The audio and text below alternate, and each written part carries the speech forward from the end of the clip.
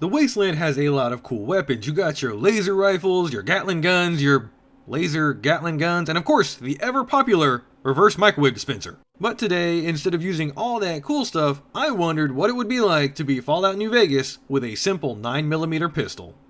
2025? Well, that's not a good sign. Wow, this is the shortest game I've ever played. Oh, I'm not dead. This must be the Dark Souls of Fallout games.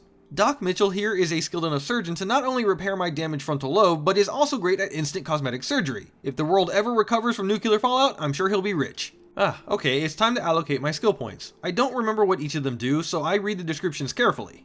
What I don't do is read what the buttons do. I thought the UI was going to loop and I'd have to push enter to solidify my choice. Nope, it just, right, it just kind of does it. Well, I have 10 in agility, which governs guns, so I guess that's good. Apple. So Doc here gives me a word association test, which is used behind the scenes to try and assign my skills, but what I just want to say is that he said mother, and a possible answer is human shield, and how did I not play this game when I was younger? After my impromptu psych evaluation, I'm told I like guns, science, and being sneaky, which, okay, I guess. I actually switched it to guns, repair, and speechcraft, which little did I know, this was perhaps the second smartest decision of the whole run.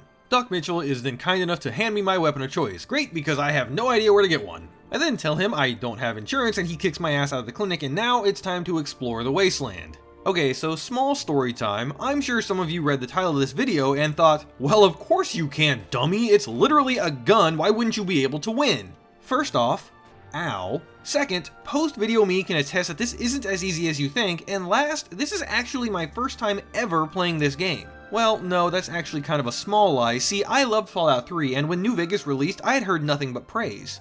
So I went to my local GameStop, picked up a copy, brought it home, took my first 10 steps into the Mojave, and then switched to Call of Duty never to return. So just like my dates in college said, it's my first time.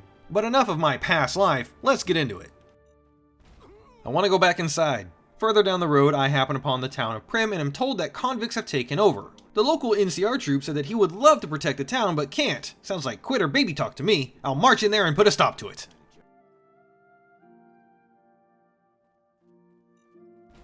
Note to self, watch where I'm going. Okay, let me try to disarm this one.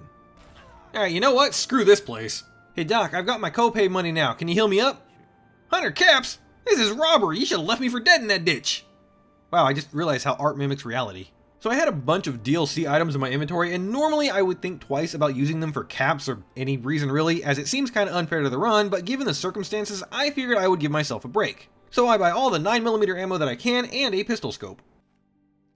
Wow, I didn't know they made 1.0005x scopes. Also, just to mention, on my first trip to the general store, I bought an extended mag, so I think this pistol is as kitted out as it's going to get. Power progression? What's that? No, seriously, it still takes like 7 shots to kill the first real enemies I found. I've made a mistake, haven't I? I got my first level up and dump all my points into guns to try and squeeze out as much damage as possible. Johnson here gives me a little bit of answers to my questions, but says I need to find the deputy as he will have more information on where my attempted murderer friend went. So in a nearby building, I basically single-handedly take care of the convict issue, find Deputy Beagle, convince him to fight by my side, give him a gun, and he immediately dies. Fortunately for me, he had a journal entry that told me to head to Novak to ask about the man that gave me a lead lobotomy. On my way there, I walk right into an ambush and nearly die. I am level 2, and I'm already having issues. This is bad. I'm just gonna keep walking. Alright, this is actually getting ridiculous. I continue making my way down the road where I watch a massive gunfight unfold. I take no part in it, but do collect the scraps of the aftermath. Then, a little further down the road, I get my fucking legs blown off for the zillionth time of night. Guys, why does everything explode in this game? Eventually, I limp my way to Novak, where inside a giant T-Rex head, I meet Manny. Manny here has some information on my checkered suit wearing friend, but will only share with me if I take care of the local ghouls. Fortunately for me, deteriorated flesh and rags are not good at stopping bullets, so it's easy enough to clear the ghouls outside the facility. Inside, however, I am stalked by a voice on the intercom telling me to head to, where again? Well, you don't gotta be mean about it. So this is Chris. Chris here is the dumbest smart man I've ever seen. He is capable of engineering rockets, but incapable of not diagnosing himself with skinfall-off-itis. He believes he's a ghoul, and you know what? If he's happy, who am I to argue? Upstairs, I meet Jason, who gives off a little bit of cult leader vibes, not gonna lie, but he wants to ride the rocket to the far beyond. Unfortunately, some demons have infested the basement of the facility he's in, so that's not possible. And cue me to pull a Doomslayer and murder some demons. Oh wow, this basement is dark. Oh no, the game just crashed. After a reload, I learn the demons are just invisible super mutants called Nightkin. Yeah, I can see why that'd be a problem. One of them has a flamethrower because of course it does, but after using nearly all my ammo, I'm able to clear the basement of the mutants. I return to Jason, who is so overjoyed that he sprints back to the basement. I follow him and the game crashes. Again, this is gonna be a reoccurring thing, isn't it? After successfully getting back to the basement, I learn that the rockets aren't even able to move. Chris then tells me I need two things, a highly radioactive material and some thrust control modules. Guess now I understand what kind of cult this is. I am able to find the first material in the middle of nowhere, surrounded by a bunch of angry lizards and sitting next to a dead cow. I don't have a joke here, I just like the idea that a highly dangerous and reactive material is sitting in a glass jar outside near wildlife. I return it to Chris and finally learn that the reason he thinks he's a ghoul is because when he was younger he had to work on the reactor in his vault and something about him being ugly? My guy, listen, I'm no Chris Hemsworth, but that doesn't automatically mean I look like I shoved my face into a belt sander. Same for you. Well, whatever, the thrust module is on old lady Gibson, joke here, and she sells it to me for 500 caps. After bringing it back, Chris fixes the rocket, then we get to listen to Jason tell him that he's human. Again, this is not the first time. Except for whatever reason, this time Chris believes it. Okay. He then feels like a wad of human tissues, and I say, that's rough, buddy. But hey, Novak is nice this time of year, and with that, our little Chris is off on another adventure. Speaking of, I think it's time I get back to mine. I tell Manny that I took care of the ghouls and he gives me the information. Turns out my 1950s suit-having attacker's name is Benny and he's headed to Boulder City. On the way there, I got blown up some more because this game fucking hates it when you have functioning limbs, then I meet a nice man, the Lonesome Drifter. He's not important, I just needed something positive to end that sentence with, ignoring the fact that he tells me he was abandoned as a child. He's all laughs, I swear. Boulder City currently has a standoff between the NCR and the Great Khans. See, the Khans are holding some NCR troops hostage, and for some reason the lieutenant thinks that the smart play is to send the untrained civilian with a pea shooter in, as the Khans probably won't act aggressively. Turns out, he was spot on, and one of the Khans recognized me as the man whose face unconsensually auditioned to become Swiss cheese. Luckily for him, my beef is with the Great Gatsby knockoff. So it is possible to just, gun down the Khans to free the NCR agents, but there is a speech check that might let me get everyone out of this alive. I don't meet the requirements right now, but I had been leveling up speech, so I figured why not come back when I was able to do that, just to see. That and my gun is honestly not effective against anything, really. Right after the dialogue closed, I actually leveled up. Not sure why, but I'll take it. Unfortunately, I couldn't get to 45 speech, but it's one level away, so that shouldn't be too hard. I decided to head back to Good Springs because I had a quest there to help a beetle who had recently upset the local band of explosive junkies. Ringo here suggests asking Sunny if she would help, and she agrees, literally without a second thought. If I didn't know better, I'd say she was into him. Or maybe she's just into keeping her limbs in one piece. Understandable. Anyway, she then suggests I ask around town for even more aid. I'm able to get Trudy to help with my silver tongue, but Chet wasn't so easily convinced. Until I bought a book from him, read it in front of him, and then he was just so impressed that he was willing to lend a hand. Doc was kind enough to just help without needing anything, but unfortunately I don't have the archaic knowledge of blow shit up, so Pete won't help. Honestly, probably for the best. With that, our ragtag group challenged their ragtag group. The powder gangers hate me, but good news, I got my level up. I just need 2 points in the speech. I'm an actual moron. Yeah, I just kind of forgot why I went out of my way. I guess the idea of more damage was so alluring I couldn't help myself. Either way, Ringo thanks me and then disappears into the sunset. Live, my little friend, live. After picking the battlefield clean and restocking on bullets and stim packs, I set out for New Vegas. On the way, I find the 188 trading post, and it is here the single most important thing in the whole run happened. Everyone, meet Veronica. Now, at first, I only talked to her because she had some cool guy looking into the distance main character energy going on, but as it turns out, she's a companion. In these runs, I pretty much universally ban summons or any kind of outside help, but I decided that since this was my first time, I wanted to experience the game how I would if I was playing it just for fun. So I agreed to have her travel with me. Now, to you, dear viewer, this might seem like something inconsequential, but over the next half hour or however long this video is, I'm going to show you how, had I not made this decision, you probably wouldn't be seeing this video. Anyway, Veronica and I continue on to Freeside, where we are jumped by some street thugs who thought bringing a knife to a gun and hydraulic fistfight was a good idea. It was not. Old Ben tells me not to go past the gate without talking to the greeter, but that sounds like some boomer talk to me. Well, I wasn't completely wrong.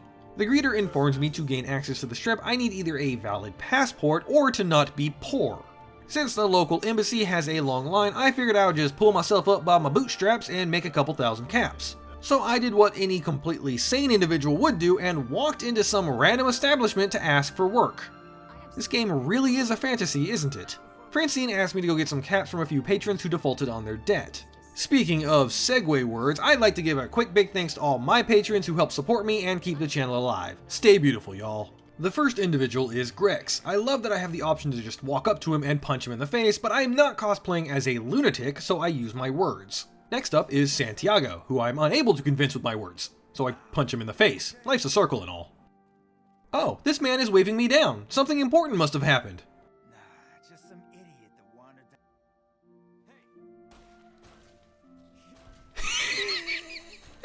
down. Good game. Last was Lady Jane, who I thought was inside the strip when I went to look for her, but I think I'm just stupid and didn't see her. Either way, I head over to the Silver Rush looking for more work. I'm stopped at the doors and told I can't have my weapons, which is probably fine. Inside, the boss is having a meeting. Guess you could say that guy was fired? I talk with Gloria and ask her for work. Surely if I'm on her side, she won't laser me, right? She tells me to stand outside and guard the door with Simon. I mean, sure, I can do that. What follows is about 5 minutes of literally standing here and playing the alpha of Papers, Please. If Papers, Please had more violence. Gloria isn't happy that I used my gun instead of her lasers, but she's happy enough to keep me alive and send me out on some more work. This time I need to run a package out to a discreet location for a client. I'm sure nothing bad is going to happen.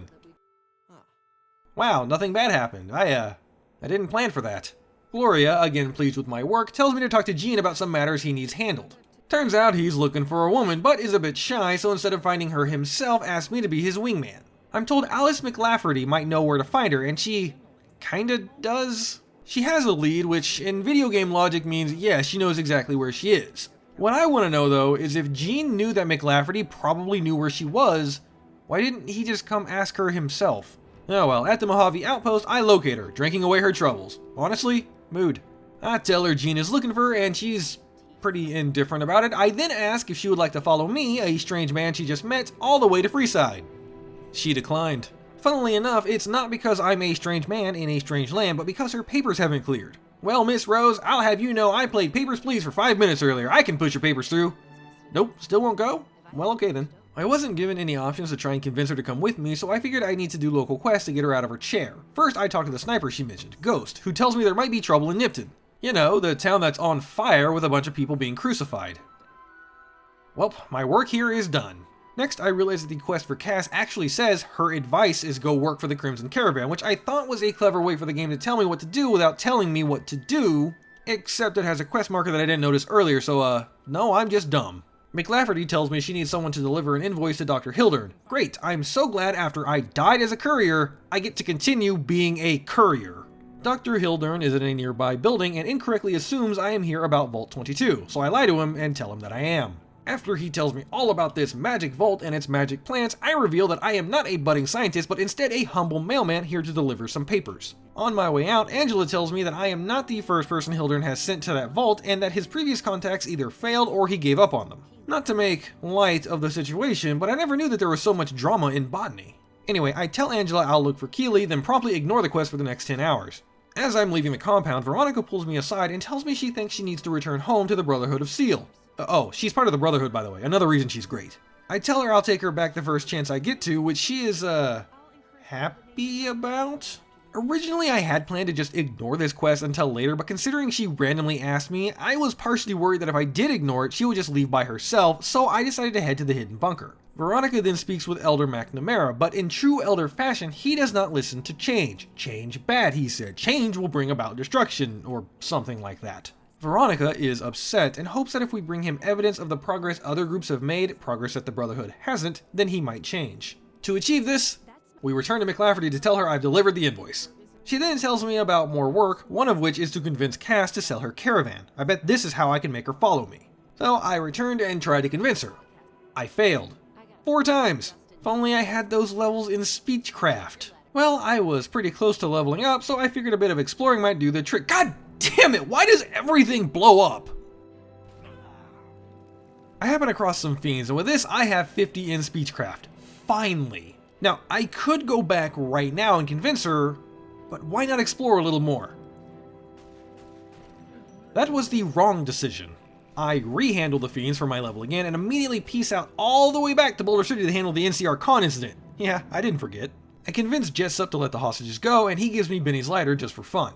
The lieutenant is happy I got the troops out, but tells me he has new orders to kill the cons regardless. Luckily, he can be convinced to let the cons go because of the deal. He's a soldier, not a savage after all.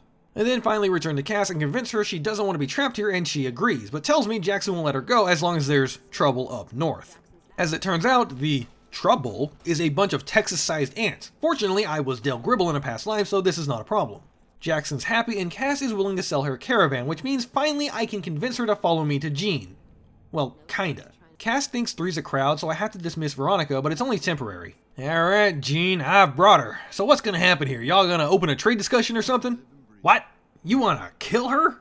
Oh, hell no, after I went through all that trouble over my dead body. Sorry, Cass. Has to be this way. I'll say. Gloria tells me she has another job, and I don't want to be on her bad side, so I agree. Basically, the client that I delivered the discreet package for wants to buy more products, so I'm going to make sure the deal goes smoothly. So the deal doesn't go smoothly. Normally, this shootout wouldn't be an issue, especially because I have so much backup here, but there is one teeny tiny problem. Their health is directly linked to my computer's RAM, and every time I shoot at them, my game crashes. This happened 3 times without fail. If I shot more than 2 bullets, the game would crash. I've only mentioned the crashing problem a couple times up to now, but actually over the course of this playthrough, it happened 19 times. The whole video recording was 20 hours. That's almost 1 crash an hour. It got so bad that I went and installed a couple mods that are specifically dedicated to stopping crashes. I mean, I even limited the number of CPU cores because someone on Reddit said it might help. Spoiler, it didn't. I can't even make a joke and say it's a feature because this was only produced by Bethesda, but developed by Obsidian. I guess it is using the same engine, but I mean, this is just excessive. Anyway, the solution I had was to just play passively. I just acted like bait and let the enemies follow me to their doom. With that complete, I slip out before Gloria asks me to do anything else and get a level up, which brings me to 100 in guns. That sounds great, but it means outside of like crits and headshots or maybe any perks that affect damage, I'm kinda nearing the peak of what I can do. That's bad. But what's good? Veronica. Sorry for dismissing you and running off with Cass earlier. You're not mad, right? I mean, we were on a break, so... God, wait, no, that makes me Ross. No, Jane, can you cut that joke? I don't want to be Ross. Yeah, you got me there. Let's pivot, though, before this joke overstays its welcome.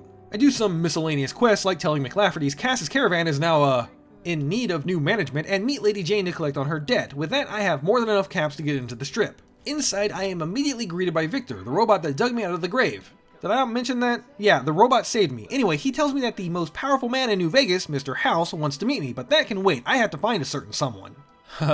Miss, I'm trying to have a conversation. Can you just, like, move a little, please? Hey, Benny, you checkered suit wearing jackass, I got some words for you. You're just lucky the casino bouncer took my weapons. So Benny here wants to smooth things over in private. I'm able to convince him to ditch his bodyguards and meet me right now. No more running.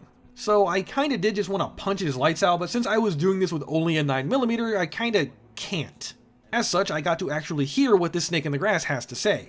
Benny explains that the platinum chip I was carrying is some kind of fancy flash drive, and if used properly, it can help Mr. House run all of New Vegas. How it works though is a mystery because it's proprietary and can't be used on any old terminal. If my time in tech has told me anything, you probably just need to flip it upside down. Anyway, Benny also tells me about all of the factions that want to control New Vegas, the NCR, Mr. House, and so on. Unsurprisingly, he wants to be the one in power. Honestly, I don't want that, nor do I want to forgive him, but I'm unable to fight, so for now I'll be his friend and stab him in the back later. Or he can double-cross me before I can double-cross him, that works too. Well, I'm unable to defend myself, but Veronica has no issues with treating their heads as a cue ball. You're telling me. I break into Benny's suite and meet with Yes Man, who is, very open about Benny's plans. Like, he literally told me everything, so much so that my character even questions if he should be telling me these things. Yes Man further explains that I need to take out Mr. House and also get to know the tribes around the Mojave. Once that's done, the Legion will be close to attacking the Hoover Dam. I'm not sure if I'm going to trust Yes Man yet, but it's good to have some clear direction. I do, however, immediately tell Yes Man that I know the Brotherhood and want them left alone. Whether that will do anything, I don't know, I just did it for Veronica's sake. This casino sucks. You know what? I'm gonna go make my own casino, with blackjack, and hookers. And you know what? Forget the blackjack. Outside the Tops, I am approached by a totally not suspicious man who tells me Caesar wants to meet. Okay. Next, I head up to meet with the mysterious Mr. House. So, it turns out, I should have come here first. Mr. House knew Benny was going to flee if I confronted him and, yeah. Oops. House obviously wants the chip and he wants me to go get it, but he's not going to offer me money for doing that. Instead, he's going to give me, and I quote, a ground floor opportunity in the most important enterprise on Earth. So, what? I'm going to be a cashier at Wendy's? Wendy's, please sponsor me. I'll shell for spicy chicken sandwiches. The mission is pretty simple. I need to infiltrate the Legion, which will be easy because they invited me, get the chip, and then use it to open a hatch that is in the Legion's base. Sounds simple enough. I also decided I was going to follow Mr. House's quest line for this playthrough. Not for any particular reason, just, you don't bet against the house, you know? Anyway, I make my way to the fort where I meet with Knife and Backman. Caesar here was impressed with what I've done, and honestly, I don't feel like I've done much, just walked across the desert in revenge, but I mean, thanks for the compliment, I guess. What he wants of me is to go to the old building at the edge of his camp and open a hatch that bears the Lucky 38 logo. Well, ain't that convenient? I mean, first time I've ever been asked to do such a thing, Mr. Caesar, sir. What's funny to me is that Caesar himself mentions how the seal on the hatch and chip match, and also there is a slot the size and shape of the chip. So he totally could have just accessed it himself. Maybe he thinks it's a trap, but like, he absolutely did not need me to do this. Et tu, Benny? I decided to let Benny rot here, mostly because I didn't have a weapon to handle him myself. I did briefly consider the helping him escape option, but you know the old saying, fool me once, shame on you. Inside the bunker, Mr. House is proving that working from home is a viable strategy in today's busy world. He tells me to upload the data from the chip to the facility's primary computer. Easy enough, just gotta get through a bunch of security bots. Veronica, use Mega Punch! It was super effective! Everyone, don't forget to yell at me in the comments how Mega Punch is actually a normal type move so it can't be super effective against anything. I installed the chip and the quest says to return to Caesar. No, I don't think I will. Instead, I return to the Lucky 38. House is pleased with my progress, so much so that he says he has something to show me in the basement. Wait, I don't like where this is going. Oh great, the Securitrons have explosions now too. I'm sure that's not gonna bite me in the ass at any point. The next task House has is to add the Boomers to our team. There's a low-hanging fruit joke in there, but let's just scoot on past. The Boomers are a group of individuals who like explosions, because of course they are. Outsiders are kept at bay by a barrage of artillery. Luckily, George here happens to have a clue on how to get past. For a price, of course. Well, more specifically for a wager. 300 caps says I can make it. The note George left says to run from building to building, something like from northwest to northeast, but I thought he said west. Fortunately, it also mentions an old railroad pass that might also let me gain entry. I'd rather take my chances with the artillery. Not gonna lie, I'm kinda too stupid to really understand how I'm supposed to get through this, but I did somehow manage. After being bewildered I didn't get blown up, honestly me too, I am taken to Boomer Prime. Since House wants their aid, basically I need to do a bunch of side quests to gain favor until Pearl will tell me that they'll help during the final encounter. I'm just gonna speed through this section because it's honestly just some miscellaneous things. First I listen to Pete, who tells me the tale of his people, then I make sure to definitely say all the right things to gain fame. Next I help Jack, who is in love with a woman he's never met. You know, the classic Disney story of explosion happy man meets farm girl. Well, turns out farm girl has noticed him, and after some convincing she can come hang out with the Boomers. I then clear some ants out of the generator room, get to 40 medicine and heal one of the sick people because I bet if I tried the others they'd die and I'd gain infamy, make my way to Helios 1 to salvage some array parts, then repair the ones in Nellis. And with that, I am now idolized by the community. But Pearl has another quest for me first. Loyal explains that a bomber crashed in a nearby lake and it should still be intact, or at least intact enough that if they combined its parts with the ones from the bomber here, they could make a working aircraft. So the mission is simple. Get the bomber off the lake bed. Yeah, no problem, except how does one breathe underwater? Argonians aren't a thing in this universe. Well, civilized ones anyway. Jack can make a rebreather if only he has a pressure cooker.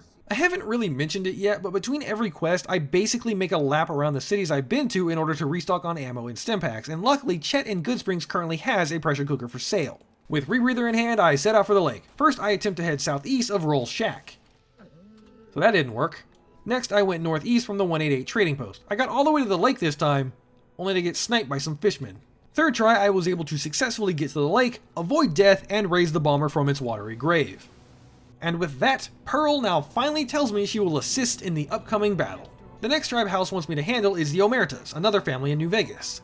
The receptionist at the Gamora tells me I should check in with Kashino. He's less than cooperative. Oh, but what's this I found behind several guards, in a locked room, within a personal chest? His journal? Oh, Kashino, looks like you've been a bad boy.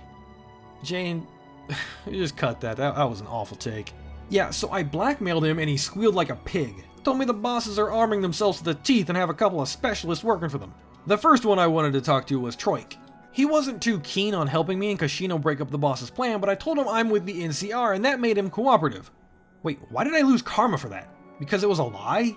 Well, whatever. In the end, I convinced him to attach some thermite to the weapons he's got in the basement. After that, I tried to deal with Clandon, but I couldn't. I thought something was wrong, but it turns out you only have to do one of the 2 side quests, so I returned to Kashino, who tells me that Troik was caught while destroying the weapons and called out my name. Now the bosses want to meet me. Kashino also says that this might be the only chance to have both in one room, so I need to make the most of this opportunity. I say he should do it. Element of surprise, after all. I managed to get Big Sal to tell me the plan, which was that Caesar wanted them to create a distraction on the strip and they'd be able to wipe everyone out. In hindsight, I wish I would have lied here to see if they would shoot each other, but I just gave the signal for Kashino and Veronica to take them out. I leveled up again and finally have 100 in Speechcraft. I wasn't sure what the next most useful skill would be, so I went with Medicine so I could have more healing. Mr. House's next job is to destroy the remnants of the Brotherhood of Steel. Wait, what now? I immediately asked if there was a diplomatic, less massacre-y solution, but House wasn't having it. Oh no. So Veronica, you wanna introduce me to your friends in the hidden bunker again? I found the self-destruct terminal in the bunker, but it's locked behind a level 100 security terminal. I bet there's another way to activate it, or I could just handle everyone in the base myself, but I wasn't sure what to do. I really didn't want to destroy the Brotherhood, but I'm not sure if that's possible. House seemed really adamant that they needed to be destroyed, but I can at least try. So I speak with McNamara again and see if I can do anything for him. He tasked me to find 3 missing Brotherhood soldiers and retrieve their data logs. Easy enough. The first is nearby in a pit of centaurs and radiation. The second is located on the 3rd floor of the Repcom headquarters building. It required a couple terminal hacks to get to, but not that big of a deal. The third and final is in a ditch in front of the Boomers airfield. I wonder if they had a blast trying to get there. Next, McNamara then tasked me to find 3 scouts. The first is once again relatively close. However, on my way to the second one, something horrible happened. So the Legion now hates me because I blew off Caesar, which is fine, whatever. The problem is they started sending assassins after me. Assassins with armor. Like, really good armor. Like, I might as well be shooting BBs at an SUV levels of damage. This one encounter took all of my armor-piercing shots and a few dozen regular rounds. That does not bode well for future encounters. Anyway, with fear of the Legion instilled, I find the second scout. On my way to the third one, some more assassins tried to ruin my day. I just ran away, no shame. After that, McNamara asked me to speak with Lorenzo about fixing the air filtration system. Lorenzo here explains that in order to fix it, some special equipment will be necessary and they can likely be found in the nearby vaults. So I make my way to Vault 11, which has been overrun by a bunch of insects. Fortunately, their exoskeletons are not immune to bullets and it's easy enough to find my differential pressure controller. The second vault I went for was Vault 22, which is conveniently the same one Dr. Hilden asked me to investigate earlier, so I'm getting 2 birds with 1 stone. This place is what happens while you research Ophiocordyceps while binge-watching Little Shop of Horrors. After making my way through, I find Keely and agree to help her out. She understands that the spores in this vault are highly toxic to humans. Well shit, sorry Veronica. But anyway, Keely says we'll have to destroy the vault and she's pumped highly flammable gas into the vents. I just have to ignite it. She says it'll cause a huge explosion and that I should, figure that out myself. Well, it's probably one of those scripted explosions, right? Guess not. I can't set it off from afar. What if I hide inside this room? Okay, well, it was worth a shot. So I won't lie, I really wanted the experience from doing this quest, so I caved and looked it up. Apparently, if you wedge yourself between the vents, you take less damage and can heal through the explosion. Yeah, that's how that would work, but hey, I'll take it. I also grabbed the cartridge filters Lorenzo wanted on my way out. Huh, that's interesting. So anyway, the final vault, Vault 3, is controlled by fiends. Fortunately, I can sweet-talk the doorkeeper by telling her I'm a drug mule. Man, I really hope none of the things I say in this video get taken out of context. That would be awkward. Anyway, this is really easy. I just run down and grab the reverse pulse cleaner, then return to Lorenzo, who is surprised I managed to retrieve them. I'm then liked by the Brotherhood and ask if I can join. They say no, but McNamara has some more work for me. Basically, I need to head to a nearby radio tower and install a remote signal transmitter. Sounds easy enough. I stand corrected. With a bit more, well, I wouldn't call it stealth, but with a bit less being noticed, I managed to fight my way to the summit where I clear all the super mutants and Nightkin. Fun fact, I actually found Neil on my way up here, but he wasn't here? I went back down the mountain to see if I could find him, and there he was, doing sprints. He then agreed to help lead the Nightkin out of the base so I could get in easier, but I mean, they're dead, so thanks for nothing, Neil. I ran around for about 20 minutes, unable to figure out how to get into Tabitha's room to install the transmitter. I didn't meet the skill checks to do it that way, but it turns out there's a fucking rock on the ground that has a key. Or maybe the rock is a key. I mean, I guess any rock could be a key if you try hard enough. Tabitha herself is easy, and I install the transmitter and report back to McNamara, who gives me power armor and the training to actually use it, as well as accepting me into their ranks.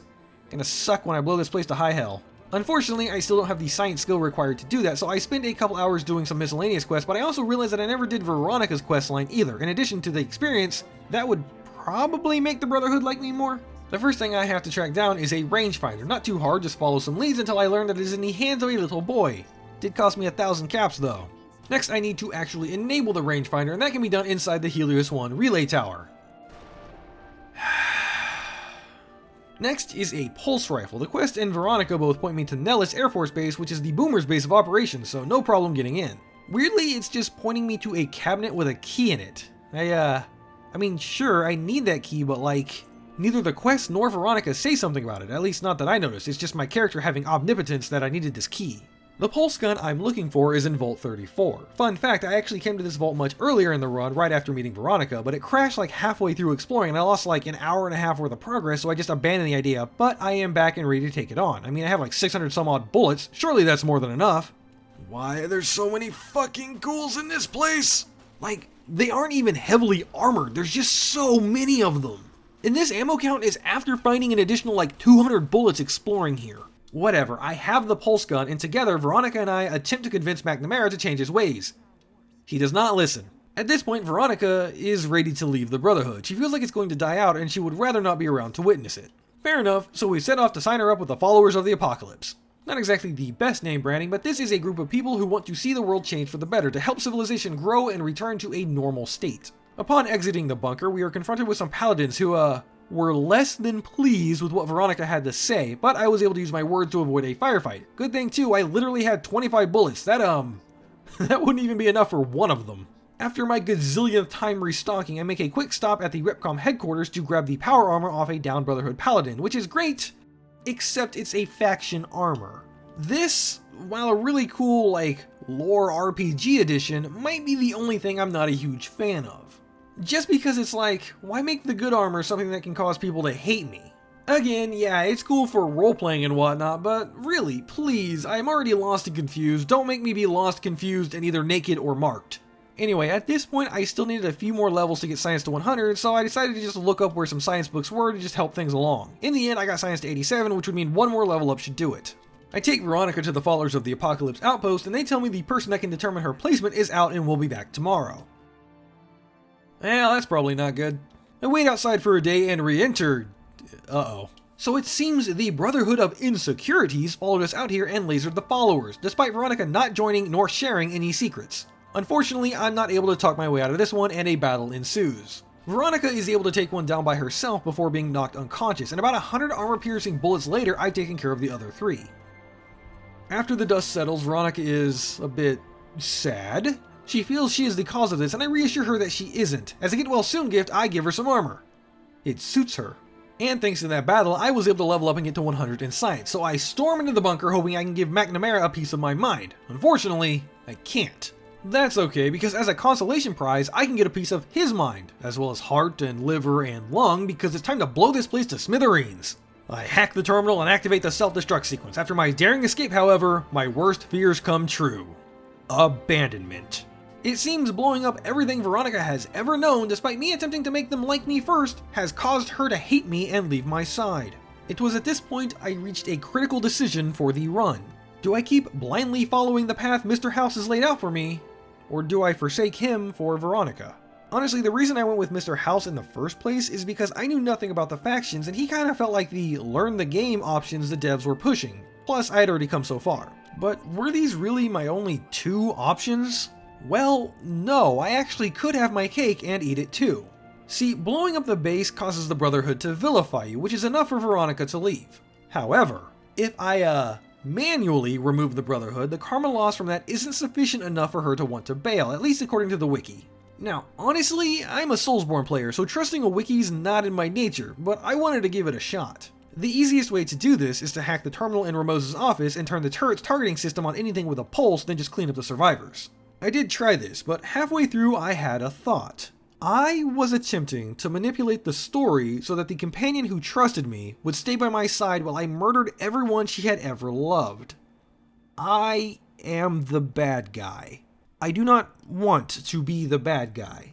So, screw Mr. House. He hasn't done anything for me anyway, just barked orders and I listened. But Veronica, she's been in my corner the whole time. She is the real hero here. I choose her. Simp. Yeah, maybe, but also the other thing that I said. So I returned to House, opened his little secret door, and attempted to kill him. Oh no, the consequences of my actions! It didn't help that I didn't really know where to go. I mean, if I had eyeballs, I could have figured it out, but 3 deaths later, I was face to face with the dark hand of New Vegas himself. My favorite thing is that he asked why I didn't help him, and I just said, I don't like you. Okay, he has no head hitbox, that's a bit anticlimactic, but House is removed from the playing field. I upload Yes Man's personality to the Matrix and fill him in on the tries I've already contacted. I next attempted to learn about the White Glove Society from Marjorie, but nothing happened. There was no follow-up quest or direction on where to go. I learned after the fact that I was supposed to talk to someone on the casino floor about a disappearance, but oh well, I'm sure it's fine. Hey, Yes Man, the White Glove Society is all cool, let's move on to the cons. Over in Red Rock Canyon, I needed to convince Papa Khan to abandon his allegiance with Caesar, but he isn't having it. As I leave the house, Reggie here approaches me expressing concern with said allegiance and tells me that if I want to convince Papa K, I need to first convince his advisors, Jack, Diane, Melissa, and Reggie himself. Also, Caesar's rep Carl has gotten a bit too buddy-buddy with Papa Khan, so if I tear that apart, that would help my case. Carl is easy enough. I can use my words to make him angry and, problem sorts itself out. Similarly, Jack and Diane are just a speech check. It's the other two that prove to be a bit of a problem. So remember how I said the Legion hated me? Yeah, one of the quest items I need is in the fort. Like, in Caesar's tent. Oh boy. Well, also remember that mechanic of faction armor I complained about a few minutes ago? Yeah, so, good design. If I wear Legion armor, I can get relatively close to the tent without anyone trying to kill me. Inside, however, is a different story.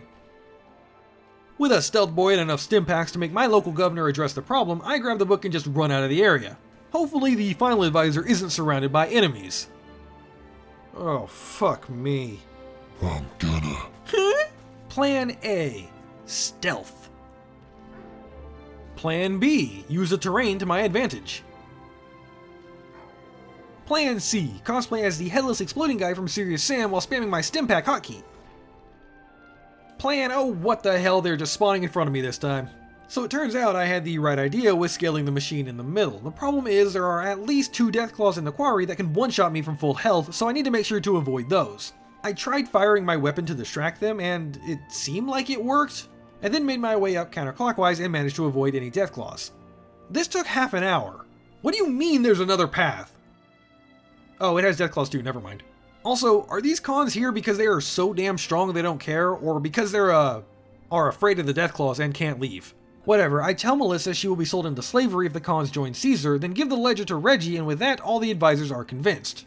After a little pep talk, Papa Khan tells me when Caesar moves on the bridge, his tribe will not assist. Yes Man then tells me the NCR president, Kimball, is going to visit the dam and there is a high likelihood he will be assassinated. I think the NCR hates me, and I made the mistake of telling Yes Man that, which immediately failed the quest. Well, that 83% looks more like 100% now. One last thing to do before the battle, it seems. Yes Man asked me to take a module to the Eldorado substation and attach it to the power control terminal. Sounds easy enough. The guards outside didn't seem to care about me, but inside, this was self-defense. Also, this says the NCR thinks I'm a smiling troublemaker, which means that they didn't hate me before. Sorry, Ghost of Kimball. Okay, Yes Man, I'm ready to fight. What? The followers? Why didn't you mention them before? Okay, fine, I'll help them too. Hey, don't do drugs. Hey, stop giving people drugs. Hey, here are some drugs. Yes Man, the followers agreed, now let's get the battle going. Veronica, myself, and a lone Securitron storm the dam, and by that I mean I lead until enemies show up and I just act as a cheerleader because I am practically useless. Oh hey, there are NCR soldiers here. That's good. Oh, and the Brotherhood is here too. Let me put on my Brotherhood armor. Oh fuck, they're NCR heavy troopers. That is why Veronica is necessary. I install the chip on the dam's computer, guess it's no longer proprietary, tell Yes Man to power the Securitron army, and then throw the switch. After fighting my way through Caesar's Legion, this is it. Wait, where is Caesar? Who the fuck are you? Legate Lanius here is rather imposing, but it seems those levels in Speechcraft really did pay off. I'm able to talk to him like a civilized warrior, but even after the Kimball incident, I still didn't learn that these dialogue options are more than just flavor text. After more or less convincing the Legate to leg it out of here, I used the word retreat.